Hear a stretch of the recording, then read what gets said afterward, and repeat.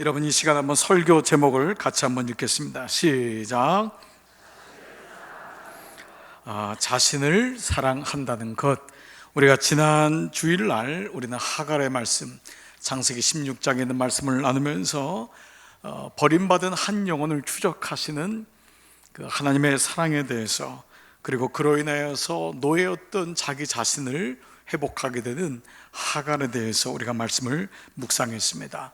비록 모든 인생이 본질적으로 도망자요 또 이방인일지라도 하나님은 우리에게 내가 어디로 와서 어디로 가느냐라고 하는 존재론적인 질문을 하시고, 또 하갈은 그 질문을 통해서 자기가 어떤 존재인지를 깨닫게 되고, 또 하나님은 하갈에게 내 여주인 사레에게로 돌아가서 그 수하에 복종하라 라는 말씀을 통해서 지난 과거가 부끄러움의 과거가 아니라 거기부터 시작하는, 그래서 그것을 수용하고 자기의 있는 모습, 지나간 모습을 그대로 인정하지만 그 가운데서 하나님의 사랑으로 자기를 돌아보는, 그래서 하갈은 그때 만난 하나님을 나를 살피신 하나님, 이제야 비로소 내가 나를 봤다, 나를 보게 하시는 하나님, 그 하나님을 고백하게 되었죠.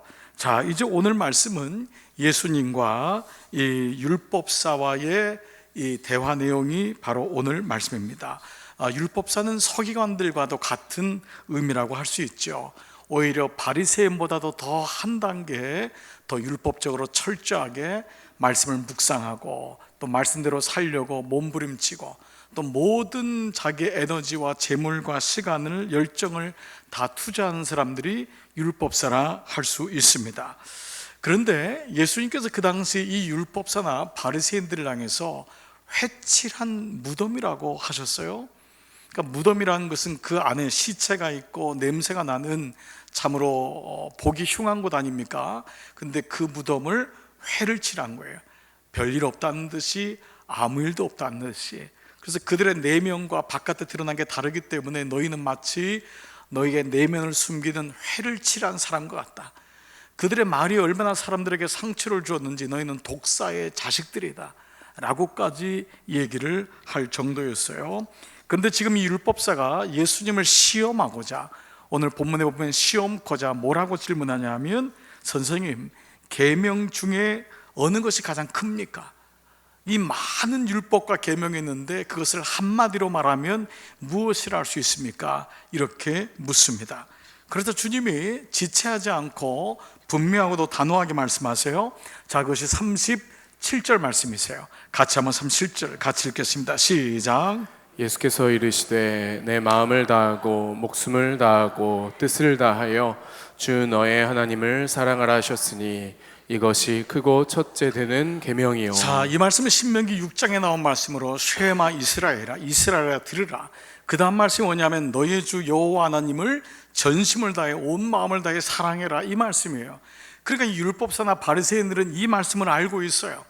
왜냐하면 그들 스스로가 첫째 되는 계명이 무엇이냐 할 때 바로 이 신명기에 있는 말씀을 얘기를 하거든요. 그래서 이 말씀은 율법사가 사실은 기대하고 있었던 말씀이에요. 분명히 이 말씀을 할 거다, 하나님을 사랑하라. 그런데 예수님께서 이 말씀을 마치자마자 다음 말씀을 하셨어요. 그 다음 말씀이 바로 39절에 있는 말씀입니다. 자, 39절 시작. 둘째도 그와 같으니 내 이웃을 내 자신같이 사랑하라 하셨으니 이 두 계명이 온 율법과 선지자의 강령이니라. 자, 뭐라고 했죠? 둘째도 있다는 거예요. 둘째도 있다. 첫 번째는 내 하나님 여호와를 사랑하라는데 그게 끝난 게 아니다. 둘째도 있다는 거예요. 둘째가 있는데 그와 같다, 이렇게 말씀하세요. 자, 이 말씀이 둘째가 있는데 그것은 첫째 것과 다르지 않다라는 말씀이에요. 자, 그런데 이 그와 같다라고 하는 이 히란 말이, 이 헬라어가 호모이아 아우테라는 말이에요. 호모이아 아우테. 이 말은 뭐냐면 그것의 모양과 힘과 권세가 동등하다. 그러니까 보통 우리가 둘째로 얘기하면 첫 번째가 제일 중요한 거고 그 다음이 둘째로 이렇게 얘기하는데, 그 말씀이 아니라 이 말씀은 모양과 힘과 권세와 능력이 똑같다. 그러니까 하나님을 사랑하는 것과 내 이웃을 사랑하는 것이 같다라는 거예요. 자, 이 말씀을 하는 거예요. 자, 이게 무슨 말씀이냐? 너가 하나님을 사랑하느냐? 그러면 당연히 이웃을 사랑한다. 너 당신이 이웃을 사랑하냐? 그것은 하나님을 사랑하는 증표다. 당신이 사람과 화평하냐?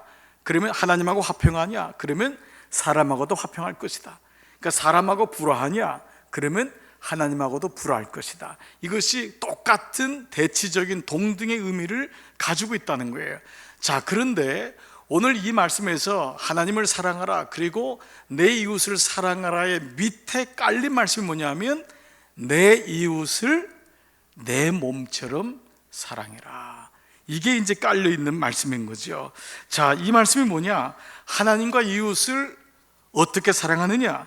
바로 자신을 사랑하는 것 같이 사랑해야 된다는 거예요. 자신을 사랑하는 것 같이 사랑해라. 자, 이 초대교회도 이와 같은 자기 사랑에 대한 맥락에서 이런 말씀을 주세요. 에베소 5장 28절 보면은 이와 같이 남편들도 자기 아내 사랑하기를 뭐라고요? 자기 자신과 같이 할지니. 그냥 사랑하면 되는데 그게 아니라는 거예요. 자기 자신을 사랑할 줄 아는 사람이 사랑한다는 거예요. 자기 자신을 사랑하는 것처럼 이 말은 자기를 사랑할 줄 아는 사람이 자기 남편도 제대로 사랑할 수 있다라는 거예요. 자기 아내를 사랑하는 자는 그래서 자기를 사랑하는 것이다, 이 말씀이죠. 자, 이 말씀을 보면서 우리가 이 자기라는 부분을 잘 아는 것 같지만 사실 잘 모른다고 했잖아요. 그래서 땅끝이 배우자이기도 하고 자녀이기도 하지만 자기 자신이 땅끝이라는 거예요. 사실 이 말씀에 제가 기억나는 게 우리 금요 연합석회 때 이런 예화를 하나 나누는데, 빌리 그레이엄 목사님이 20세기 전 세계 전도자 아닙니까? 그렇게 전 세계에서 복음을 전하고 그를 만나는 사람마다 하나님을 다 만나는 놀라운 일을 했어요. 그래서 한 기자가 그러면 목사님은 이렇게 세계에서 복음을 전하는데 가정에서도 그렇게 충실한 아빠로 살고 있습니까? 했더니 빌리 그레이엄 목사님보다 한국 목사님들은 제가 잘 못합니다 이렇게 말할 텐데, 이분은 저는 가정에서도 완벽합니다. 제 아내에 대해서도 너무 완벽합니다. 그러면 사모님도 목사님 그렇게 전 세계를 돌아다니셔서 설교하시고 하는데 뭐 외롭거나 힘들어하지 않습니까? 그랬더니 아니요, 제 와이프가 그 사모님 빌리 그레이엄이 루스 그레이엄이거든요. 그러니까 뭐라고 했냐면 루스는 늘 성령으로 충만합니다 이렇게 얘기한 거예요. 그러니까 기자들이 이제 그 사모님한테 물은 거 아니에요. 사모님은 정말 행복하십니까?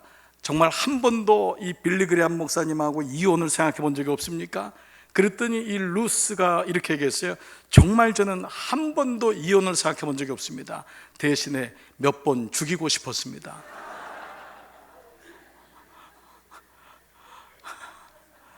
자기 자신을 잘 아는 것 같지만 어려운 거예요. 우리 생각에는 우리 가정은 행복해, 우리 가정은 화목해 라고 하지만 남편의 생각과 다를 때가 많고 사람의 생각과 다를 때가 많아요. 그런데 오늘 자기 자신을 사랑하는 것 같이 남편을 사랑하고 자기 자신을 사랑하는 것 같이 이웃을 사랑하래요. 내 하나님을 사랑하래요. 우리는 자기 자신을 사랑한다는 것은 굉장히 이기적이고 성경에서 자기를 부인하라고 하는 메시지를 늘 들어왔기 때문에 나를 사랑한다는 것은 나중에 해야 될 일이 아닌가라는 생각을 하게 돼요. 그래서 오늘 이 말씀을 통해서 몇 가지를 생각해 보고 싶어요. 얼마 전에 미국의 존스 홉킨스 의과대학에서 자살 방지 센터가 있는데 그 연구소에서 발표한 논문이 하나 있어요. 그것은 미국 안에 있는 대학생들, 각 민족별로 이게 다 온 나라가 아니에요. 전 세계에서 온 그 대학생 자녀들을 추적을 한 거예요. 스페니쉬계, 독일계, 더치, 네덜란드계, 폴란드계, 프랑스계, 브라질계, 아프리카, 인도, 중국, 일본, 한국까지 다 추적을 했어요.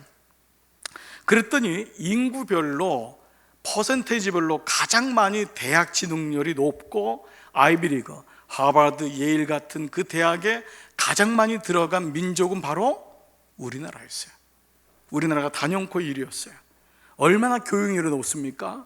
그리고 아이들이, 여러분, 우리나라가 전 세계적으로 IQ가 제일 높습니다, 실제로. 그러니까 정말 탁월하죠. 외국 가면, 아이비리그 가면 우리 아이들이 많이 있어요. 정말 깜짝깜짝 놀랄 때가 많이 있어요. 그런데 문제는 뭐냐? 실제 자살률과 잠정 자살률도 1위였어요. 이게 문제예요. 그런데 이게 샥이죠. 왜 이게 충격적이냐? 실제로 미국에 사는 자녀들은 대부분 교회를 다닙니다.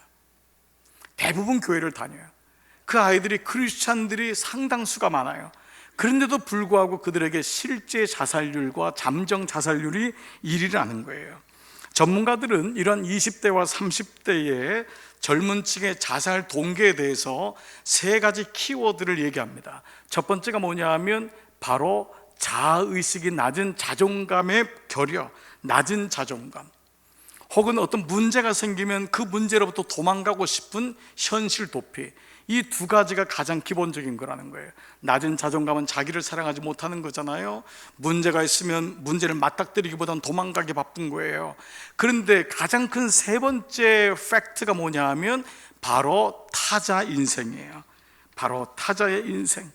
이게 무슨 말이냐면 아이비리그에 들어온 아이들이 갑자기 들어온 다음에 합격증을 딴 다음에 휴학을 해버리는 거예요.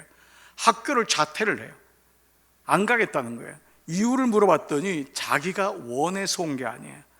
타자 때문에 온 거예요. 아버지나 어머니 혹은 조부모님 때문에 자기가 온 거예요. 미국 생활에 들어가니까 너무 먹기 살기 힘든 거예요. 그 백인들 사이에서 살기 어려운 거예요. 그래서 요즘은 많이 바뀌었지만 이민자들의 부모 세대가 가지고 있는 세 가지 직업이 있어요. 이분에겐 나머지 직업이 없어요. 자녀는 이 세 가지를 해야 돼요. 첫 번째는 의사, 두 번째는 변호사, 세 번째는 엔지니어예요. 미국에는 몇 개 직업이 있을까요? 3만 개입니다. 3만 개의 직업이 있고 다양한 삶이 있지만 나의 자녀들은 변호사가 돼야 되고 의사가 돼야 되고 엔지니어가 돼요. 그래야지 먹고 살 수 있다고 생각하는 거예요. 은연중에 아이들에게는 그 길을 가라는 거예요. 아이가 미술을 좋아하는데, 아이가 음악을 좋아하는데, 아이가 강아지를 좋아하는데 안 돼요. 너는 의사가 되고 너는 변호사가 되고 너는 엔지니어가 되어야 된다는 거예요. 근간에 한 서울에 있는 고등학교에서 아이 둘이 자살을 했어요. 한 명은 집에서, 한 명은 학교에서 목숨을 끊었습니다. 아이들이 쪽지에다 쓴 마지막 글들이 공통적인 글이었는데 이 글이 뭐냐면 엄마 아빠 기대에 못 미쳐서 죄송해요. 얼만큼 기대를 했길래. 그런데도 이 아이들은 그 기대조차도 부담이 됐던 거예요. 오랫동안 청소년 전문 사역자로 있던 목사님에게 물어봤어요. 요즘 우리 아이들이 왜 이렇게 약하냐고, 우리 아이들이 왜 이러냐고. 목사님이 이렇게 얘기했어요. 통계적으로 아이들의 21%가 우울증에 시달리고 있대요. 조금만 부담을 주어도 견디지를 못한다는 거예요. 친구들끼리 문자를 주고받는 문자에도 확 죽어버릴까? 이런 문자를 아무 없이 생각 없이 보내고, 마음에 맞지 않는 친구들이 있으면 그냥 너 죽어버려라, 이런 문자를 보낸다는 거예요. 아이들이 그만큼 폭력에 노출되어 있고 그들의 마음이 폭력적이 되어 버렸다는 거예요. 겉으로는 가수, 연예인, 스포츠인들을 쫓아다니고 그들이 보여주는 화려한 인생을 동경하지만 부러워하지만 정작 자신은 그렇지 못하니까 그 상대적인 박탈감이 너무 커져버린 거예요. 거울에 비춰진 자기의 모습이 예쁘지 않은 거예요. 옛날에는 하나같이 그냥 다 그럭저럭 살았잖아요. 또 그럭저럭 생기고 별로 예쁜 사람도 없었고 잘생긴 사람도 없었어요. 요즘은 TV만 틀면, 유튜브만 틀면 너무도 잘생긴 사람이 많고 예쁜 사람 많으니까 아이들 스스로가 그걸 보면서 자꾸 상대적인 박탈감을 느끼는 거예요. 옛날엔 다 가난했어요. 다 힘들었어요. 그러니까 버티기만 하면 어느 정도 살았어요. 근데 이제는 아니라는 거예요. 그런데 이 목사님의 마지막 말이 제 마음에 꽂혔어요. 이렇게 말씀하셨어요. 목사님, 이제는 이 아이들이 자신을 사랑하는 힘을 길러주지 않으면, 이 아이들에게 자신을 사랑하는 힘을 길러주지 않으면 버티지 못해요. 아이들에게 자신을 사랑하는 힘을 길러주는, 우리가 자녀들을 기를 때 가장 실수한 게 뭘까? 저는 이 말씀을 묵상하다가 우리가 자녀들에게 좋은 대학은 가라고 얘기했지만, 좋은 직장을 찾으라고 얘기했지만 자기를 사랑하는 법을 가르쳐준 적이 별로 없었어요. 자기를 사랑한다는 게 뭔지를 모르고 큰 사람들이 의외로 많다는 것입니다. 겉으로 보면 성적도 괜찮고 좋은 대학도 다니고 좋은 취직, 좋은 자리 듣고 결혼도 잘한 것 같은데 인생은 본질적으로 환경이나 인간관계의 문제가 아니라 근본적인 내면의 문제에 문제라는 것입니다. 여러분 어떻습니까? 우리가 아이들을 이해를 못할 것 같으면서도 한편 또 이해가 되기도 합니다. 자신을 사랑하지 못하는 거예요. 자존감이 무너져 버린 거예요. 그런데 이게 아이들만의 문제일까라는 거예요. 물론 어른들 입장에서는 그 아이들이 너무 약한 것 같아요. 이 애들이 이런 험한 세상을 어떻게 살아갈까 염려도 되지만, 아이러니컬하게도 이렇게 스스로 자해를 하거나 인생을 포기한 아이들의 가장 많은 이유가 뭐냐 하면 가정 불화예요. 부모의 싸움이에요. 그리고 자기가 부모의 싸움에 관여되는 것을 제일 싫어하는 거예요. 부모가 신나게 싸운 거예요. 가정이 불화한 거예요. 그것이 정신적으로 영적으로 아이들에게 부담이 되고 나 때문에 부모가 싸우는 게 싫은 거예요. 차라리 나는 이 세상에서 없어져서 괜찮다, 이런 마음이 드는 것입니다. 요즘 우리 교회들마다 이 청소년 희귀현상, 청년들 희귀현상이 많아요. 다음 세대에 복음을 어떻게 전할까? 이 교회마다 지금 비상이 걸렸어요. 그런데 이 비상이 걸리기 전에 우리 스스로를 돌아볼 이유가 있어요. 왜 청소년들이, 왜 우리의 자녀들이 교회를 떠났는가? 부모들이 행복하지 않은 거예요. 예수를 믿는데도 행복하지 않은 거예요. 교회 갔다 오고 예수님 믿고 집회 끝나고 오면 행복하고 그 모습으로 살아야 되는데 늘 교회 때문에 부모는 근심이 있고 염려가 있는 거예요. 그러면서 아이들이 이해가 안 가요. 그런데 또 교회를 나가는 거야. 부모는 갔다 와서 또 싸워요. 그 나쁜 놈, 나쁜 이러다가 또 다음 주에 또 교회를 나가요. 그러니까 아이들로서는 이게 이해가 안 되는 거예요. 제가 어렸을 적에 가장 이해가 안 됐던 게 부모님이 밤마다 싸우는 거예요. 그 밤에 늘 걱정하는 거예요. 난 다음날 어디 고아원에 가야 되나. 근데 다음날 아침 되면 어머니는 꿀물을 갖다 주려는 거예요. 이게 도무지 이해가 안 됐어요. 근데 어느 날 그것이 많이 배웠어도 계속해서 우리들에게 흘러내려온다는 것을 보게 되는 것입니다. 그런데 여기 한번 우리가 어떤 문제가 깔려있나 보세요. 결국 부모들 세대도 예수님 말씀처럼 자기를 사랑하지 않았기 때문이라는 거예요. 자기를 사랑하지 않은 채로 하나님을 사랑하고 자기를 돌보지 않은 채로 자기와 합평하지 않은 채로 이웃을 사랑한다고 했던 거예요. 사실 우리 기존의 세대들, 여러분의 세대만큼 여기 최소한 50대 60대가 돼도, 아니 40대가 돼도 여러분만큼 헌신하고 여러분만큼 봉사하고 여러분만큼 믿음으로 살려고 하는 사람이 어디 있어요? 그런데 이것이 자신을 보지 못하면, 자신을 사랑하지 않으면 종교적인 율법에 걸리게 돼요. 자기를 돌아보지 않으면 율법적인 신앙이 될 수 있다는 거예요. 종교적인 열심은 있어서 그렇게 싸움박질하고도 또 교회를 나가지만은 결국은 그 안에는 자신과 화평하지 못하는 자신의 내면과의 문제가 끊임없이 해결되지 않은 율법사와 똑같은 실수를 하게 된다는 거예요. 지금 예수님 무슨 말씀을 하시는 거냐? 진정으로 자기를 사랑하는 마음이 없이는 하나님을 사랑하고 이웃을 사랑하지만 그것은 눈에 보이는 척하기 위한 거예요. 사람들의 눈에 보이기 위해서, 혹은 더 무섭게는 자기도 모르게 종교적이 될 수 있다는 거예요. 바리새인과 서기관들의 회칠한 무덤이 될 수 있다는 거예요. 겉으로는 썩어가지만 바깥으로는 아닌 척 할 수 있다는 거예요. 교회 역사 중에 12세기에 이 중세기 아닙니까? 하나님께서 이 교회에 참으로 귀한 분을 보낸 분이 있는데 훗날 이 사람을 성인으로 추대하기도 했어요. 이 사람이 프랑스의 끌레르보 출신이라 해서 끌레르보의 성인 버나드라고 하는 분인데, 이 버나드라고 하는 분이 쓴 책이 하나님의 사랑이라고 하는 책이에요. 은성출판사에서 이제 출판이 돼가지고 이분의 책을 모았는데, 이분은 실제로 너무도 많은 사람에게 영향을 줬어요. 실제로 그 당시는 금욕주의, 율법주의, 자기 부인 이런 것이 교회 안에 팽배했기 때문에 더 자기를 쳐서 복종하거나 율법적으로 금식을 하거나 금욕을 하거나 결혼을 안 하거나 아니면 수도원에 들어가서 봉쇄 수도원에서 평생을 살면은 하나님을 더 사랑을 잘 한다고 믿었던, 그런 믿음이 팽배했던 시간에 진정한 하나님의 사랑이 무엇인지를 얘기했어요. 실제로 이 사람은 성경 다음으로 이 책이 토마스 아 캠퍼스의 그리스도를 본받아 다음으로도 많이 읽힌 책이 이 책이었어요. 근데 이 책이 제일 많이 안 읽힌 나라가 어디냐면 한국이에요. 이 책을 우리가 다시 한번, 제가 말씀을 준비하면서 이거를 한번 다시 봐야 되겠다는 마음이 생겨서 여러분에게 좀 나누고 싶어요. 이 책에서 버나드는 그리스도인들, 하나님의 신자가 하나님의 사랑을 발견하면서 도달하게 되는 단계가 있다. 그걸 4가지 단계로 나누었어요. 자, 첫 번째 단계는 뭐냐 하면, 여러분 중에 이 단계는 없어요. 이미 교회에 와 있으니까, 하나님 믿으니까. 첫 번째 단계는 뭐냐 하면, 자기를 위하여 자기를 사랑하는 거예요. 자기를 사랑하지, 근데 자기를 위한 거예요.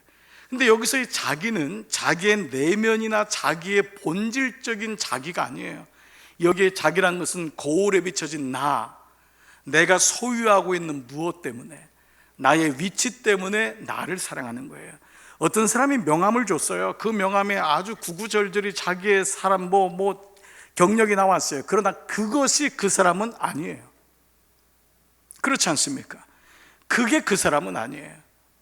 그런데 자기를 위하여 자기를 사랑하는 단계가 모든 인생의 첫 번째 단계예요. 이 자기애의 단계라고 하겠죠. 두 번째는 뭐냐 하면, 자기를 위하여 하나님을 사랑하는 단계예요. 이거는 하나님이 내 인생에 들어왔어요. 우리처럼 예수를 믿게 되었어요. 하나님을 부르게 되었어요. 그런데 그 하나님을 믿는 게 무엇 때문에 믿냐면, 나 때문에 믿는 거예요. 나를 위하여, 나의 무엇 때문에. 그래서 우리는 물론 여기 동의가 돼요. 우리는 다 약하기 때문에 문제가 있으면 하나님 앞에 나가지요. 병 때문에, 직장 때문에, 가정 때문에, 자녀 때문에 하나님의 도움을 구합니다. 그러나 우리가 만약 거기가 전부라면, 우리는 두 번째 단계, 자신을 위하여 하나님을 사랑하는 단계가 두 번째 단계예요. 버나드는 첫 번째, 자기를 위하여 자기를 사랑하는 것, 자기를 위하여 하나님을 사랑하는 이 두 단계를 자기애의 수준이라고 했어요.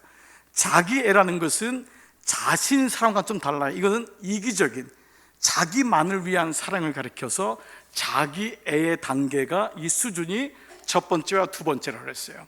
그러면 세 번째가 비로소 그리스도의 단계인데, 그 그리스도의 단계 뭐냐면, 하나님을 위해 하나님을 사랑하는 것이에요. 버나드는 이것을 대단히 훌륭하다고 했어요. 이것은 자기를 부인할 줄 아는 사람이고, 인생에서 하나님이 자기의 주인됨을 고백하는 사람만이 하나님을 위해서 하나님을 사랑하는 단계, 이 세 번째 단계에 올라간다는 거예요. 그런데 여기에서 오늘 마태복음에 주시는 예수님의 말씀을 우리가 비춰본다면 꼭 조심해야 될 부분이 있어요. 예수님의 수많은 바리새인들, 율법사들, 서기관들이 그렇게 평생 교회에서 살았지만 그들을 왜 경계하고 그렇게까지 얘기했냐면, 믿음 생활에서 가장 조심해야 될 부분이 뭐냐 하면 바로 율법적인, 종교적인 부분이 되는 거예요. 예수님의 유대교를 제일 힘들었던 이유가 유대교가 종교가 되면서였어요. 그래서 오늘 우리가 믿는 예수 그리스도의 신앙, 기독교가 종교가 된다면, 우리는 바로 하나님을 위해서 하나님을 믿는다는 것, 이거는 겉으로는 대단히 영광스럽게 보이고 거룩하게 보이지만 그 안에는 마치 자기가 없는 것 같고 자기를 부인하는 것 같지만, 이 단계는 대단히 종교적이 될 가능성이 많다는 거예요. 자, 그래서 종교와 생명의 차이는 뭐냐? 종교는 그 신을 숭배하게는 할 수 있지 몰랐지만, 생명은 살게 하는 게 생명이거든요. 여러분, 만약 우리가 종교를 믿는다면 여기서 그냥 예배 1시간 동안 드리고 끝이에요. 그러면서 그냥 거기서 그냥 아무 의미 없어요. 그냥 안 드리는 것보다 나으니까. 안 드리면 액땜한 것 같고, 그런 수준으로 드린다면 우리는 종교에 머물러 있는 거예요. 만약 여러분이 부모님이 교회에 나오기 때문에 오늘 그냥 한번 나와주지라고 했다면 그건 종교예요. 예수님 믿는 게 아니에요. 예수님 믿는 것을 삶에서 드러나지 않으면 그건 종교예요. 그래서 우리는 보통 기록지에다가 나의 종교는 무엇입니까 쓰면은 기독교입니다. 그게 종교입니다. 종교는 삶에 아무 능력이 없어요. 그러나 생명은 살아가게 하는 거예요. 그래서 버나드는 네 번째 단계까지 가야 되는데, 이 네 번째가 하나님이 우리를 자녀로 부르신 이유예요. 자, 네 번째는 뭐냐? 하나님을 위해서 자신을 사랑하는 거예요. 하나님을 위해서. 하나님이 만약에 그저 위에 있는 신이라면은 우리의 경배만 받으시기에 족하실 거예요. 근데 그분이 예수 그리스도를 통해서 우리를 하나님과 자녀 삼으신 거예요. 그분이 아버지 되고 내가 자녀 된 거예요. 그렇기 때문에 자녀에게 원하시는 게 뭐냐면 자녀의 삶을 살기를 원하시는 거예요. 그래서 네 번째 단계는 내가 하나님을 위해서 자신을 사랑하는 것, 다른 말로 하면 하나님 안에서 자기를 사랑하는 단계, 이거를 배우게 돼요. 이 네 번째가 바로 우리 교회가, 우리나라가 회복돼야 될 가장 중요한 부분이 이 부분입니다. 생명은 더 이상 앞으로 못 나가요. 종교는 앞으로 못 나가는 거예요. 생명이 되려면 하나님과 나와의 관계가 회복되는 것. 누군가를 사랑하려면 종교적인 사랑은 어려워요. 내 자신을 깊이 돌아보고 나를 사랑할 때 비로소 다른 사람을 사랑할 수 있는 것이에요. 자신을 진정 사랑하지 않으면 상대를 향한 사랑도 집착이나 배고픔이 될 수 있고 투사가 될 수 있어요. 우리의 믿음도 겉으로는 거룩하게 보일 수 있을지 모르지만 율법사와 바리새인들처럼 하나님이 없는 종교적인 삶을 추구할 수 있어요.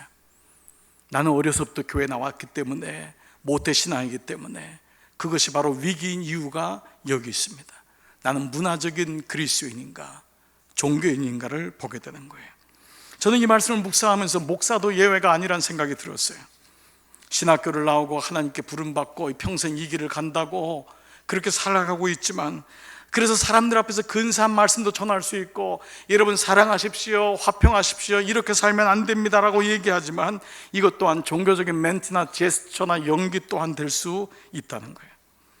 저도 가만히 저의 인생길을 돌아보면은 제 자신에 대해서 늘 부족함이 있었다고, 늘 좌절감이 있고 늘 열등감이 있고 죄책감이 있었어요. 늘 만족감이 없는 거예요. 뭔가를 더 해야 될 것 같은 거예요. 더 열심히 해야 될 것 같고 늘 혼나는 느낌이고 제가 저를 사랑하지 못하고 살았던 거예요.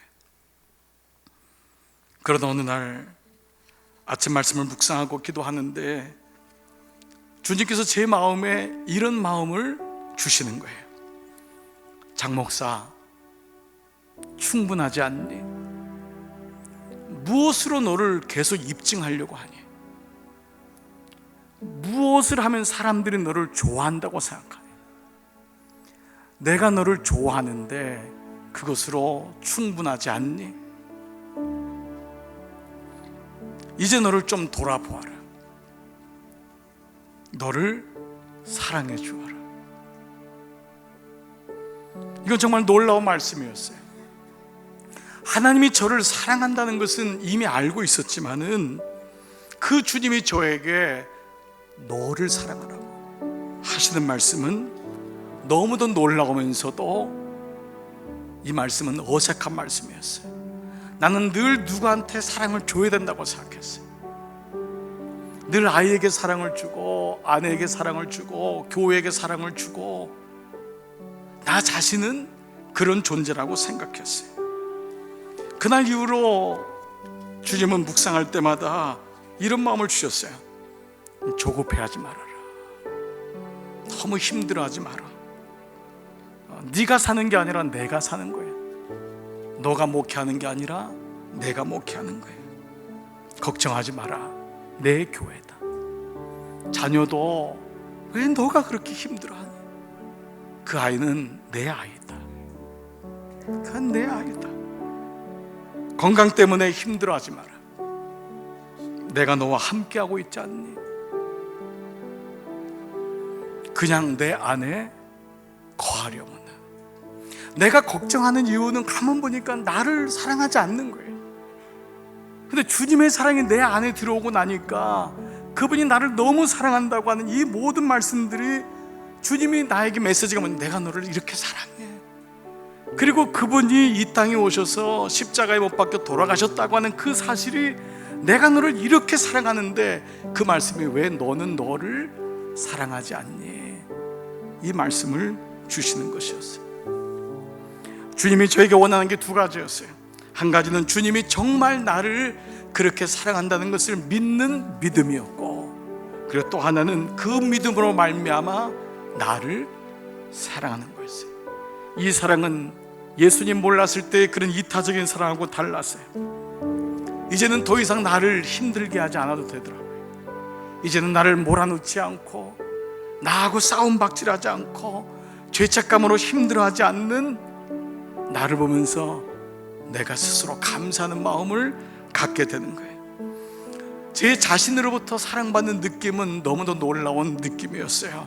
사람은 누군가가 얘기를 하고 인정하면 그 인정 때문에 물불을 가리지 않습니다.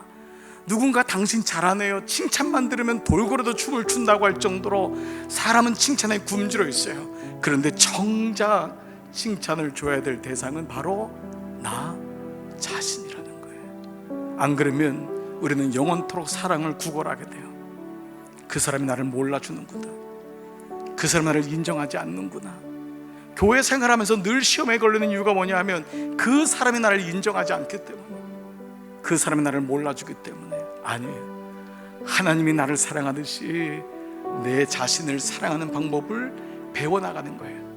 그게 예수님이 이 땅 위에서 당당하게 율법사들과 바리새인들을 대항해서 싸워서 이길 수 있었던 아름다운 모습이었어요. 사랑하는 여러분, 여러분 자신이 여러분의 사랑을 갈망하고 있다는 것을 느끼신 적이 있습니까? 여러분 자신이 여러분의 사랑을 갈망하고 있음을. 이기심이나 열등감, 죄책감은 병든 사랑입니다. 그래서 하나님이 주신 사랑이 아닙니다.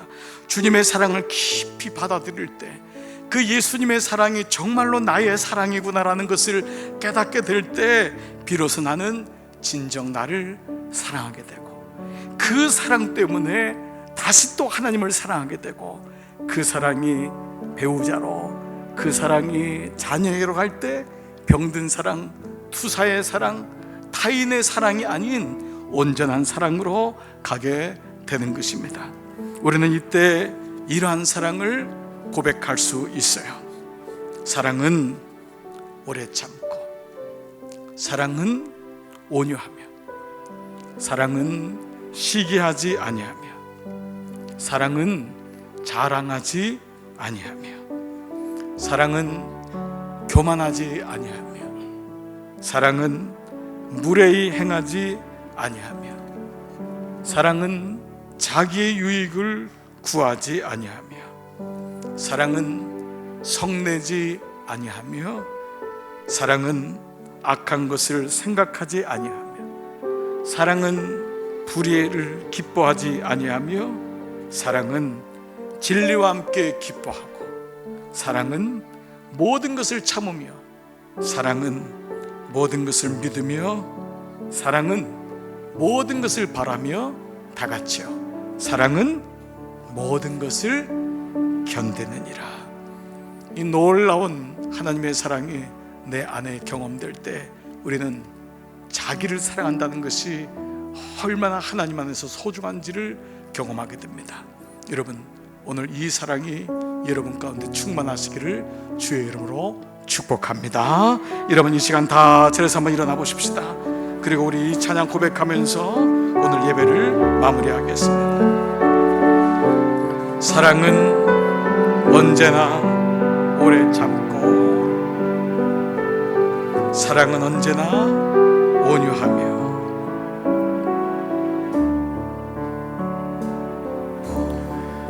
사랑은 언제나 오래 참고, 사랑은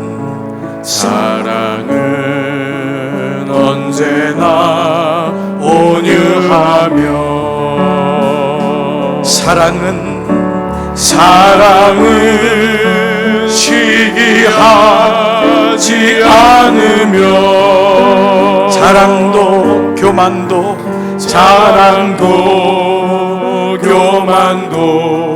아니하며, 사랑은 무례히 행치 않고, 사랑은 무례히 행치 않고, 자기의 유익을 자기의 굳이 않고, 않고 사랑은 성내지 아니하며 성내지 아니하며 진리와 함께 기뻐하네. 우리 같이 고백하십시다. 사랑은 모든 것 감싸주고 바라고 믿고 참아내며 사랑은 영원토록 변함없네. 믿음과 소망과 사랑은 이 세상 끝까지 영원하며 믿음과 소망과 사랑 중에 그 중에 제일은 사랑이라. 그 중에 제일은 사랑이라. 사랑하는 여러분, 하나님의 사랑이 내 안에 있으면 나는 이런 사랑을 할 수 있습니다. 나에 대해서 오래 참을 수 있습니다. 나에 대해서 온유할 수 있고, 나한테 시기하지 아니하고 자랑도 교만도 하지 아니하며 나를 감싸줄 수 있고, 나를 바라고 믿고 참아줄 수 있고, 오늘 이 말씀이 오늘 나를 향한 말씀입니다. 하나님 안에서 나를 사랑하는 것 너무도 소중한 말씀입니다. 아버지, 하나님이 나를 그렇게 사랑하셨는데, 오늘 특별히 산부예배 나온 종들 가운데 오늘 힘들고 지쳐있는 종들이 있습니까? 끊임없이 누군가의 눈치를 보면서 살아야 되고 누군가를 만족시키려고 살아가는 인생이 있습니까? 이제는 나를 보게 하옵소서. 예수님이 십자가의 그 사랑 때문에 자녀의 마음으로 나를 보고 내 안에 주시는 놀라운 은혜가 있음을, 놀라운 화평이 있음을 이 시간 우리가 함께 말씀 붙잡고 고백하며 나가겠습니다. 기도하겠습니다. 살아계신 아버지, 고맙습니다. 언제부터인가 우리 삶 속에 율법이 생기고 하나님을 믿는다고 하면서 하나님을 위해서 산다고 하지만 나 자신은 내버려 둔 채 잃어버리고 살 때가 많았음을 주 앞에 고백합니다. 자비로우신 아버지, 하나님의 은총을 허락하옵소서. 아버지, 이 시간 하나님 안에서 나를 깊이 사랑한다는 것이 무엇인지, 내 이웃을 내 몸처럼 사랑하고, 아내들이여, 남편들이여, 내 아내를 내 몸을 사랑한 것 같이 사랑하라고 하시는 주님, 오늘 내 사랑, 나를 바라보는 사랑을 다시 회복하기를 원합니다. 아버지, 이것은 이기적인 사랑이 아니었습니다. 나를 보게 하고 더 이상은 열등감과 좌절감과 죄책감에 끌려가는 인생이 아니라, 사람 무엇 때문에 그저 열심히 달려가는 인생이 아니라 하나님 안에서 그분으로 만족하며 하나님 주시는 놀라운 은혜가 있어서 거기에 대한 그 사랑과 감격으로 살아가는 믿음이, 그때 화평이 있고 그때 평화가 있음을 기억합니다. 왜 내게 짜증이 많습니까? 왜 내게 화가 많습니까? 왜 나의 삶에 원망이 많습니까? 나를 사랑하지 못하며, 나를 배려하지 못하며, 나를 아끼지 못함입니다. 왜 두려움이 있습니까? 왜 염려가 있습니까? 나를 사랑하지 못하고, 나를 신뢰하지 못하고, 주님 안에 주시는 자녀의 삶을 살지 못할 때에 우리는 늘 이방인의 삶을 살고 도망자의 삶을 고백합니다. 자비로우신 아버지, 오늘 사랑하는 종들이 주 앞에 나왔습니다. 주님 안에서, 하나님 안에서 하나님을 위하여 자기를 깊이 사랑하게 하기를 원하고 기도합니다. 내 영혼아 착하도다, 수고했도다, 애썼도다. 하나님이 너를 그렇게 사랑하시니 너는 참으로 존귀한 자로다. 주님 그렇습니다. 주님의 은혜로 우리에게 오셔서 아버지 이 땅에 살면서 사건 휘말리지 말게 하시고 온전히 자기를 깊이 사랑하는 종들 되게 하여 주시옵소서. 주님 간절히 원합니다. 아버지, 주님 피값 주고 당신의 목숨을 대속물로 주시고 우리를 사랑하실 정도로 사랑하셨는데 우리는 거울에 비춰진 그저 내 모습, 이 세상 살아가는 내 모습, 내 내면의 모습을 놔둔 채로 살아갈 때가 많았음을 고백합니다. 아버지, 오늘 예수님 안에서 나를 찾게 하시고 예수님 안에서 나의 존재를 보게 하시고 그 존재가 얼마나 나의 사랑을 기다리는지를 깨닫게 하셔서 오늘 주님 안에 주시는 하나님을 위해서 자기를 사랑하는 놀라운 은혜가 우리 안에 있게 하여 주시옵소서. 율법이 되지 말게 하시고 하나님 종교가 되지 말게 하시고 주님 주시는 생명이 내 안에 있어 이제는 세상 속에 나가서 하나님 안에서 나를 사랑할 때 그 사랑이 우리 자녀들에게, 그 사랑이 배우자에게 흘러넘쳐 놀라운 하나님 나라가 이루어질 수 있도록 인도하여 주옵소서. 두려운 자가 있습니까? 염려한 자가 있습니까? 자기에게 끊임없이 화가 나고 성이 나 있는 자가 있습니까? 부족함이 있다고 생각하는 자가 있습니까? 하나님의 사랑으로 사랑하는 종들 한 분 한 분을 덮어주시고 그분 안에서 이제는 나의 내면을 깊이 사랑하며 보담아주고 위로해주고 격려해주는 그 사랑으로 사랑을 회복하고 그 사랑대로 살아가는 종들 되게 하여 주시옵소서. 사랑하는 여러분, 이제 말씀을 들었으니 평안히 돌아가십시오. 참 자유인답게 사십시오. 어디에도 얽매이지 마십시오. 주님을 바라보고 주님 깊이 사랑하십시오. 그리고 그 안에서 여러분 자신을 사랑하십시오. 날마다 새로운 길로 그 길을 걸어가십시오. 그릇되고 거짓된 길에서 벗어나 주님 기뻐하시는 바르고 선한 길을 걸어가십시오. 주님께서 여러분과 함께 하실 것입니다. 이제는 우리 주 예수 그리스도의 은혜와 하늘에 계신 아버지 하나님의 놀라우신 사랑과 성령님의 감동하심이 오늘 머리 숙인 모든 종들 위에 이제로부터 영원토록 함께 하시기를 간절히 축원하옵나이다. 아멘.